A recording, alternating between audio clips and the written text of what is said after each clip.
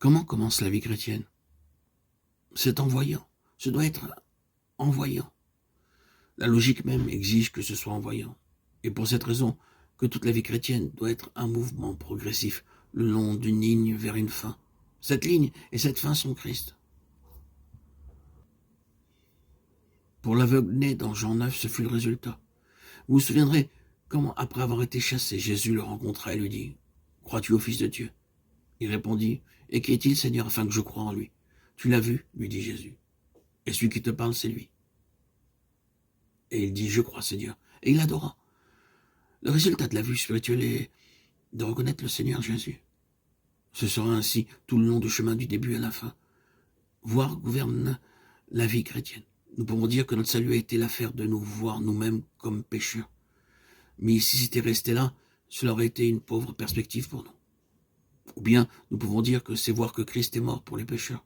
Cela est très bien, mais aussi ne suffit pas. Toute l'affaire se résume en ceci. Voir Jésus. Quand vous voyez réellement Jésus, que se passe-t-il? Qu'est-il arrivé à Saül de Tarse?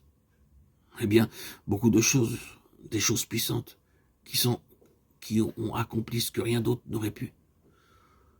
Vous n'auriez jamais pu convaincre Saül de Tarse d'accepter le christianisme par des arguments. Vous ne l'auriez jamais introduit par crainte, ni le faire raisonner ou l'attendrir pour qu'il devienne chrétien. Pour faire sortir cet homme du judaïsme, il fallait quelque chose de plus qu'on ne peut trouver sur cette terre.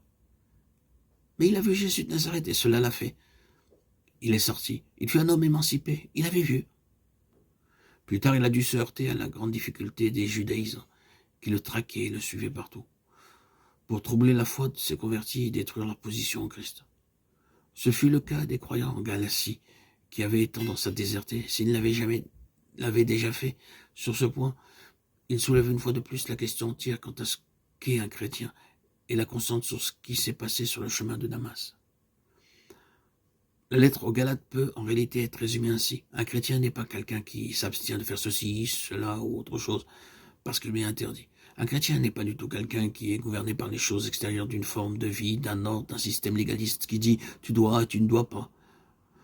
Un chrétien se définit dans cette phrase « lorsqu'il plut à Dieu de révéler en moi son Fils ». Ce qui est une autre façon de dire « il a ouvert mes yeux pour que je voie Jésus ». Les deux sont la même chose. Le chemin de Damas, c'est le lieu. Qui es-tu, Seigneur? Je suis Jésus que tu persécutes. Lorsqu'il plut à Dieu de révéler en moi son Fils, c'est une seule et même chose, voir d'une manière intérieure.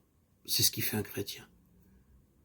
Dieu a fait briller la lumière dans nos cœurs pour faire resplendir la connaissance de la gloire de Dieu sur la face de Christ, de Corinthiens 4, 6, dans nos cœurs. Christ a ainsi transmis, révélé à l'intérieur. C'est ce qui fait un chrétien.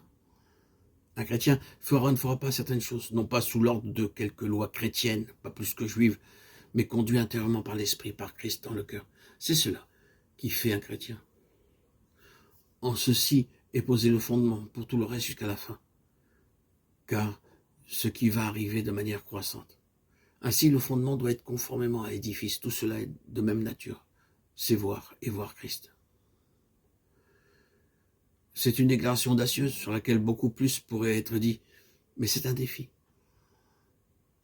Nous devons nous demander maintenant sur quel fondement repose notre vie chrétienne. Est-ce sur quelque chose d'extérieur, quelque chose que nous avons lu, qu'on nous a dit, qui nous a été commandé, quelque chose qui nous a fait peur ou ému? Ou est-elle basée sur ce fondement, lorsqu'il plut à Dieu de révéler en moi son Fils? Quand je l'ai vu, j'ai vu quel pécheur je suis, j'ai vu aussi quel sauveur il est. Mais c'est en le voyant que cela s'est fait. Je sais ceci est très élémentaire pour une conférence de chrétiens, mais des fois il est bon d'examiner nos fondements. Nous ne les quittons jamais. Ce n'est pas en laissant tout cela derrière que nous atteindrons la maturité et deviendrons des gens merveilleux. Tout est une pièce.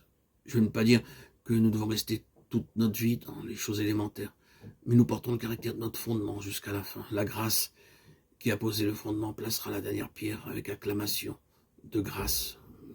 Grâce. Tout sera la grâce de Dieu. Ouvrons nos yeux.